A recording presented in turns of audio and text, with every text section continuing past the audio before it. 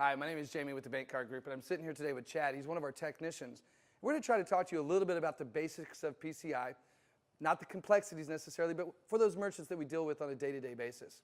The first one that comes to my attention is the merchant that we always come across that has this terminal, or a terminal similar to it. Chad, for that merchant that has one of these standalone terminals, what's all involved in being PCI compliant? Well, for a standalone terminal, they would have to first make sure that they have the right version of software in the terminal, and that's something that the Bank Card Group provides.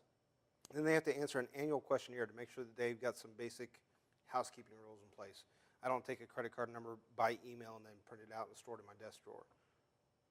What would be some more housekeeping rules? I mean, so if I'm an employee, should I be able to come up and run a report that gives me all the credit card numbers? They also need to make sure that they have manager passwords to restrict use, like they're printing the reports, the refunds, voids.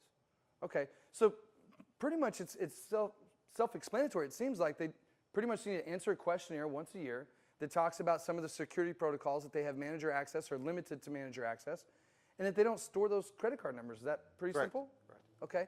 So with these systems that are on the side of these terminals, these systems are a little bit more complex in the sense that maybe they're networked together, or maybe they're running their website. In a system where they're networked together and maybe they have multiple units or multiple systems, what more than the questionnaire would be involved in something of that nature? Well, you start with the same thing, the correct version of software, restricted usage, but then they're also going to need to they're also going to need to monitor the network to make sure that it's safe, secure. Okay, so when you say monitor the network, they ping it. I mean, how do they monitor the network? They have an outside monitoring group that will actually make sure that the network is safe and secure. Okay. So really what we're talking about, folks, is for that everyday merchant that you deal with out in the regional sales, a lot of them have maybe one standalone unit. Maybe they'll have a standalone terminal. In these scenarios, the PCI compliance should not be overwhelming. It's really maybe 15 to 20 questions long to make sure that they're following the right protocols. As long as they're following the right protocols on a day-to-day basis, they're going to be PCI secure. If they're not following the right protocols, they're not going to be PCI secure, and they're going to be vulnerable to attacks from outside. One thing that I do want to point out, though, is in a scenario where they're using, a laptop, or for this case, let's say a shopping cart or a website. What would be involved a little bit more in depth with that, right? If it's a shopping cart or a website? Right, for a shopping cart, same thing, correct version of the software, restricted usage, but you also have to make sure that the website has got a security certificate that it's secure. When you say secure, is that S at the end of that? Yeah, the HTTPS instead of HTTP. Okay. As some of you may or may not be aware, recently there's been a lot of national chains in the media. Home Depot was recently hacked, Michaels was hacked, Sony was hacked this week.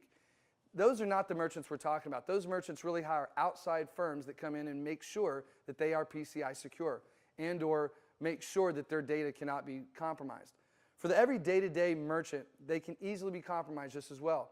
If you do not follow the proper security protocols, if you do not follow the instructions that you're supposed to follow, and you're keeping this data in your establishment, and or you're not protecting the data on a network, and you are in fact hacked, or somebody is able to tie into your wireless network and capture that data, it's very important for your merchant to understand that they are 100% responsible for their customers' cardholder data. They can actually be fined from Visa and MasterCard to the tens of thousands of dollars. They do not want to be in this situation.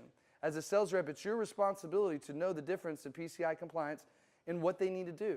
For a standalone terminal, the merchant needs to fill out a simple questionnaire. It's once a year, it's 15 to 20 questions long. They need to make sure that they're not storing the cardholder data. For a merchant that's networked, they need to make sure the network itself is protected, that nobody can wirelessly route into that network and capture that data. It may sound confusing in this scenario, but I can assure you that the individuals that installed this scenario and or network these computer systems together know exactly what they need to do to help the merchant become PCI compliant.